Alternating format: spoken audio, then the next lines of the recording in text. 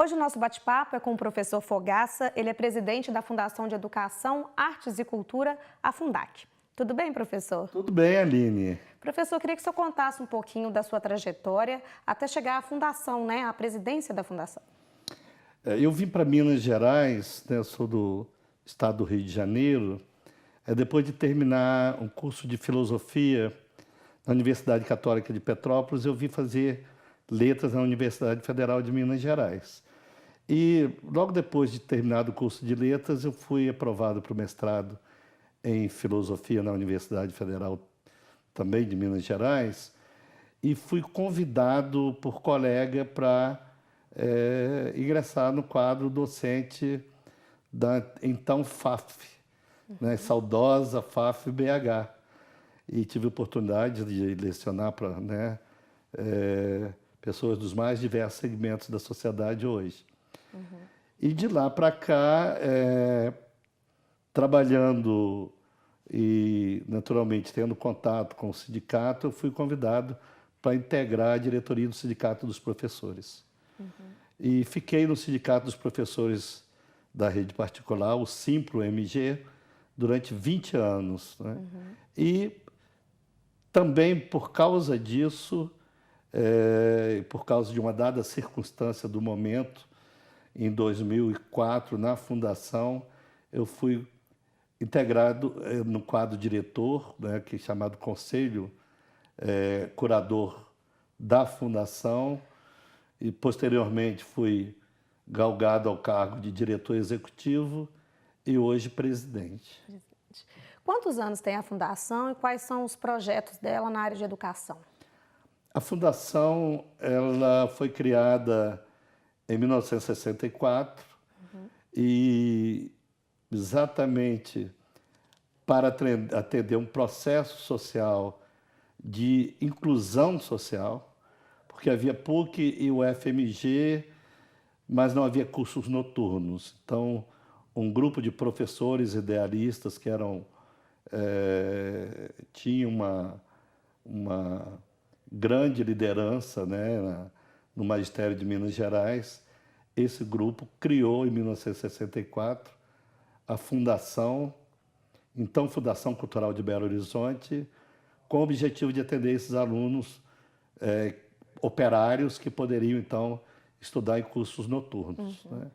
Então, teve uma mantida importante, a FAF-BH depois cresceu muito, né? E se tornou UniBH, e, posteriormente, a Fundação, por motivos econômicos, teve que se desfazer do UniBH, mas depois de ter realizado um trabalho gigantesco o que o UniBH é hoje é por causa da Fundação. Quer dizer, a marca da educação, que é o slogan do UniBH, essa marca é uma marca determinada pela Fundação e toda a estrutura do UniBH hoje, seja a estrutura de laboratórios em geral, nos mais diversos cursos, como a estrutura do local, principalmente no campus Buritis, isso tudo se deve à Fundac, à Fundação, então a Fundação Cultural de Belo Horizonte. Bom, posteriormente, nós adquirimos uma escola em Betim, se chama Educare, que é procedente do sistema Pitágoras. Hoje nós temos lá cerca de 1000 alunos, e eu diria que essa escola hoje é a menina dos olhos da Fundac. E temos projetos com parceria com outras instituições e, se Deus quiser, dando tudo certo, nós restabeleceremos curso superior de graduação e pós-graduação. Tá certo. Depois de tanto tempo, né, na área do ensino, como é que o senhor avalia a atual situação da educação no Brasil? Eu fico até satisfeito e honrado de estar aqui no local, né, Ouro Preto, que representa, né, até em termos nacionais, né, um local de grande importância na área de educação, por causa da UFOP, né, me lembra muito a situação também que eu conheci lá em contato com o reitor em Portugal, tanto da Universidade de Porto quanto da Universidade de Coimbra, especialmente a Universidade de Coimbra. Ouro Preto, para mim, é um Coimbra que tem, no caso de Coimbra, estudantes do mundo inteiro e aqui estudantes do Brasil inteiro. Então, é um ambiente educacional e cultural muito significativo, né? E a TV Top Cultura, que atinge, né, toda a região dos Inconfidentes, e Mariana também é outra, né, outra cidade historicamente muito importante, primeira sede de diocese de Minas Gerais, enfim, primeira capital de Minas Gerais. Então, assim, a nossa TV tem o privilégio, né, de estar presente em lugares tão importantes para Minas Gerais e para o Brasil.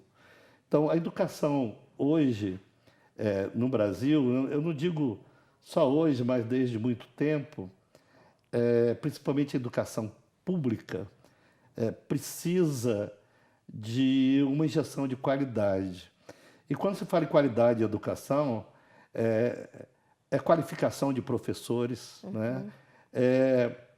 Alunos com frequência integral na escola, tendo atendimento individualizado, enfim, tempo integral e estrutura também no sentido de atender às necessidades tecnológicas aplicadas à educação nos dias de hoje. Eu vivi essa experiência concretamente como professor de escola polivalente no interior, em que o professor tinha horário integral, professor do Estado, foi meu primeiro emprego no Estado, tinha horário integral e ganhava 10 salários mínimos naquela época, década de 70.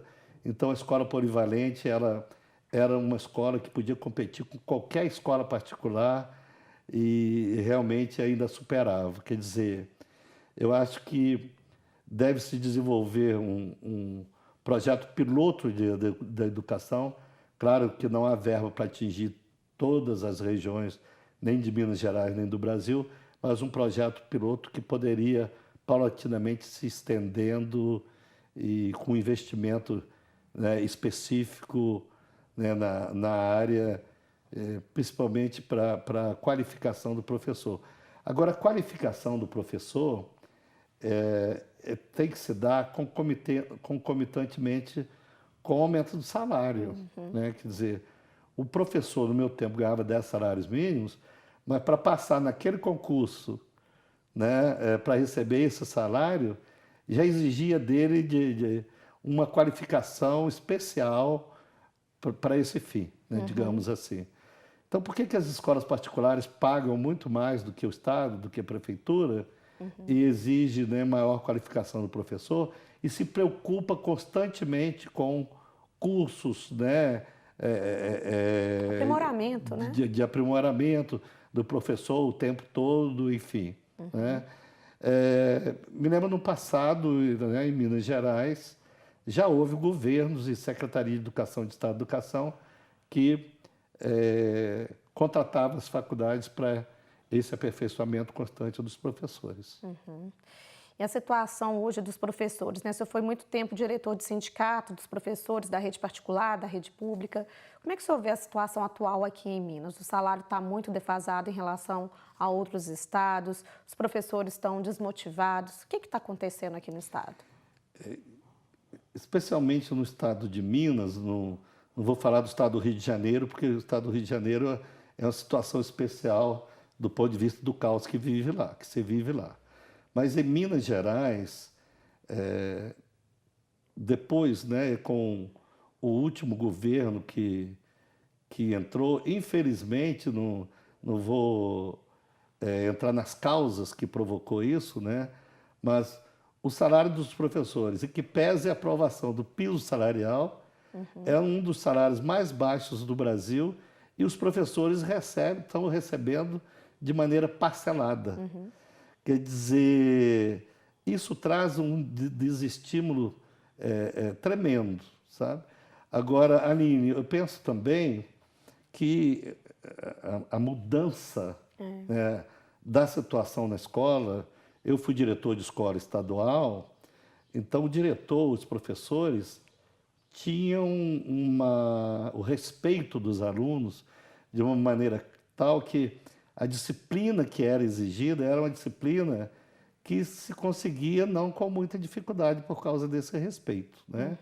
Hoje, os professores, né, infelizmente, eles estão sendo agredidos enfim, há uma atitude governamental, tanto do ponto de vista do judiciário, como do Ministério Público, enfim, conselhos tutelares, etc., de proteger, né, o jovem, o adolescente, o aluno, de todas as formas que o professor se sente seguro na sua própria sala de aula.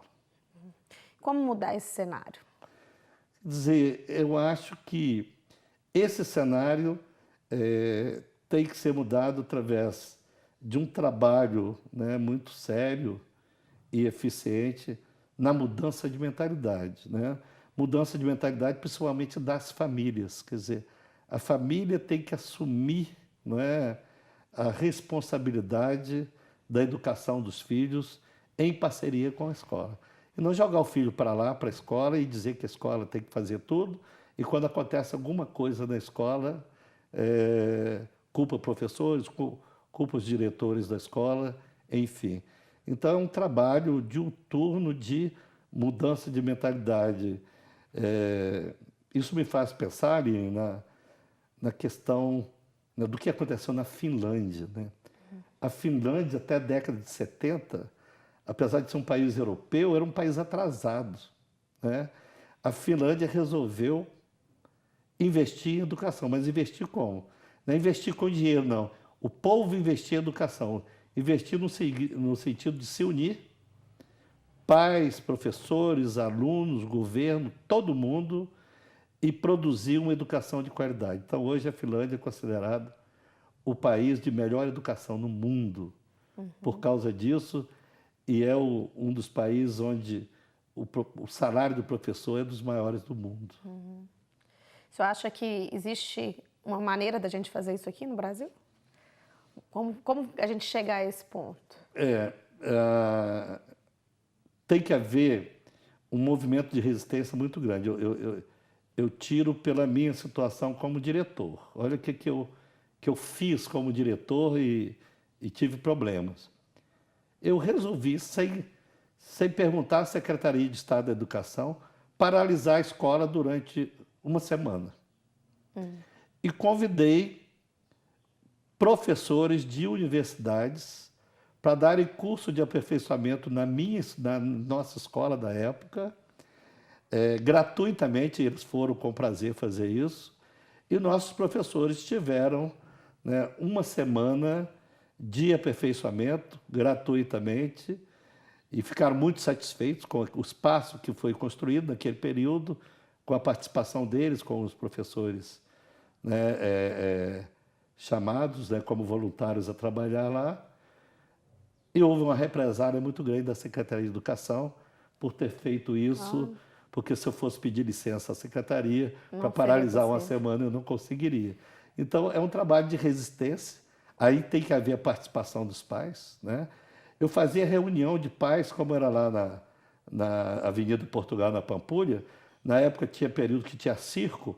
Eu fazia reunião de pais no circo, porque na escola não tinha espaço para isso. Olha só. E eu lá no meio, conversando com o microfone, com os pais todos, dando força para a escola, e até em período de paralisação de greve para discutir a escola. Então, realmente, só através de um trabalho desse, de resistência, é que se consegue. E de união também, né? E de união, porque eu sei de caso de diretor de uma escola municipal, por exemplo, no Barreiro, que fez um trabalho meio independente da prefeitura, na época ele foi demitido. Tá certo. Professor, muito obrigada aqui pela sua presença e até a próxima conversa, tá certo?